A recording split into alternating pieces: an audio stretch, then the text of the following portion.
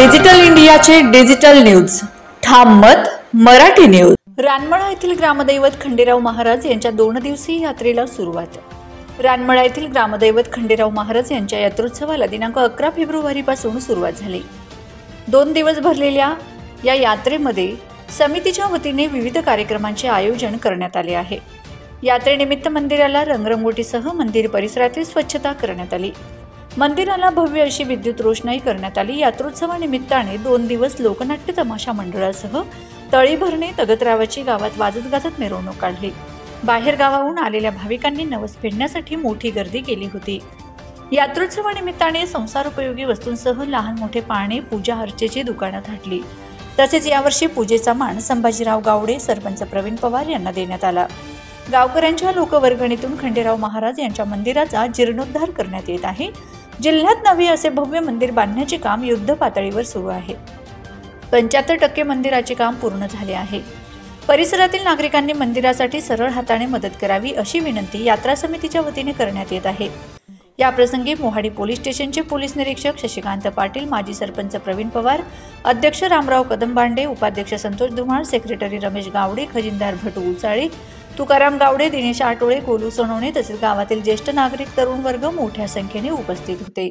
ठाम मत मराठी न्यूज साठी सोपान देसले, धुळे। सालाबादाप्रमाणे यंदाही खंडेराव महाराज रानमळा या संस्थांचा यात्रोत्सव दिनांक 11 व 12 या दिवशी जोरदार उल्हासामध्ये साजरा होत आहे। या उल्हासामध्ये प्रथम दिवसाचा मान गावातील जागीरदार परिवार कदमबांडे यांचा असतो व दुसऱ्या दिवसाचा मान गावकऱ्यांनी ज्या लिलाव पद्धतीने घेतला असतो त्या मानकरीचा असतो। तसाच सालाबादा याप्रमाणे दुसऱ्या दिवसाचा प्रमाणे धुळे तालुक्यातील रानमळा या गावी यात्रेनिमित्त उत्सव आज दिनांक 11 व 12 या फेब्रुवारी महिन्यात चौदस पौर्णिमेला उत्सव असतो। परिपूर्ण गाव मिळून समाज टोटल जेवढे आमच्या गावाचा समाज असतो पूर्ण एकमेकांनी उत्सव साजरा करतो। तर सरासरी आमच्या गावची यात्रा ही सालाबादाप्रमाणे 150 ते 250 वर्षापासून चालत आलेली आहे आणि आजही आमच्या गावाने एकमेकांनी टिकवून ठेवलेली आहे। खंडेराव महाराजांच्या कृपेने आम्ही एकच विनंती करतो की अशी ही परंपरा आमची सालोनसाल आणि वर्षोवर्ष टिकून राहावं असं आम्ही खंडेराव महाराज चरणी प्रार्थना करतो। ओके। तसंच आम्ही यावर्षी सुद्धा आमच्या गावाकऱ्यांनी पूर्ण गावातील लोकवर्गणीतून मंदिराचं बांधकाम चालू केलेलं आहे। तरी बांधकाम विशेष लोकांनी खूप देणगी बी दिलेली आहेत। त्यांचं मंदिराचं काम अजून चालू आहे। मंदिराचं काम सरासरी 75% झालेलं आहे।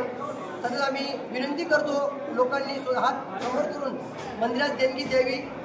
तसंच मंदिराचं काम चालू असताना सुद्धा आमच्या वार्षिक सणानुसार अखंड हरिनाम सप्ताहही होतो।